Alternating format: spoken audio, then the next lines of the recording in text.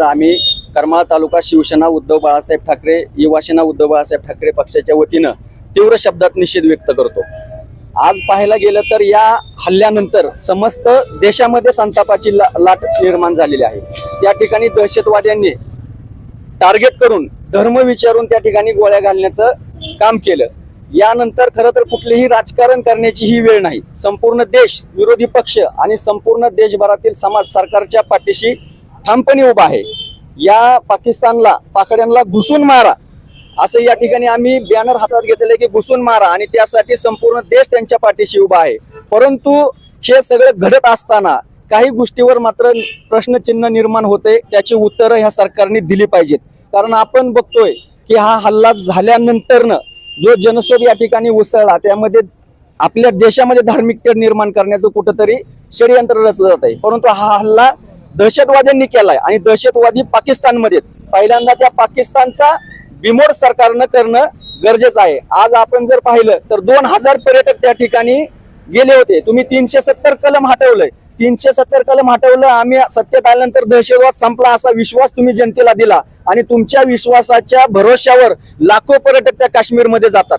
काल ज्या ठिकाणी घटना घडली त्या ठिकाणी जवळपास 2000 पर्यटक उपस्थित होते। मग ह्या पर्यटकांच्या संरक्षणासाठी तिथं एक साधा पोलीस किंवा सैन्य दलातला अधिकारी कोणी त्या ठिकाणी उपस्थित नव्हतं।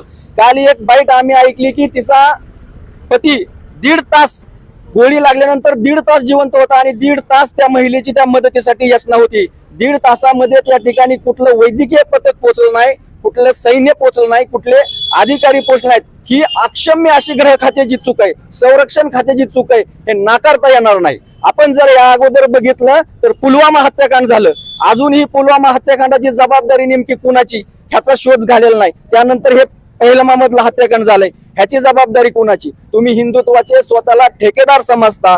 आम्ही 56 इंच छाती आमची आहे, आम्ही पाकिस्तानला धडा शिकवू, आम्ही दहशतवाद संपवला, नोटाबंदी केली, नक्षलवाद संपवला असं तुम्ही वारंवार तुमच्या IT सेल मधून सांगता, देशापुढे चित्र निर्माण करता।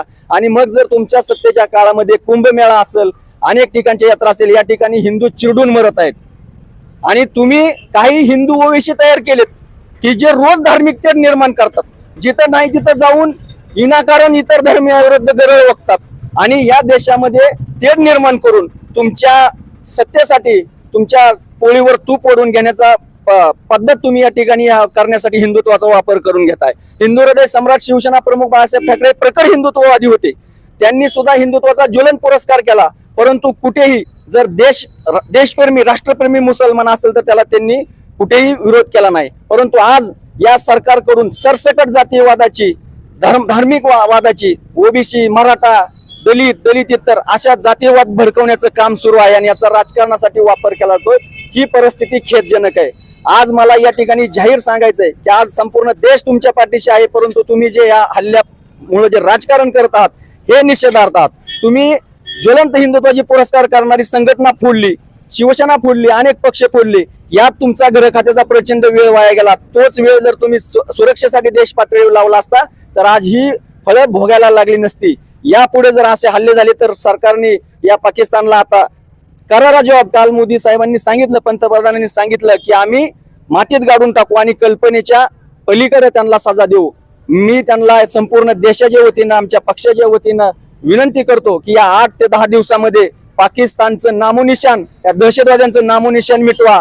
पुन्हा आम्ही तुमचं या शिवाजी महाराज पुतळ्या पुढे जंगी सत्कार करू। परंतु जर यात अपयशी ठरले, जर ह्या पाकिस्तानला करारा जबाब नाही मिळाला तर तुम्हाला सत्तेवर राहायचा अधिकार नाही। संरक्षण मंत्री आणि गृहमंत्र्यांनी तात्काळ राजीनामा दिले पाहिजेत, ही माझी या ठिकाणी मागणी आहे।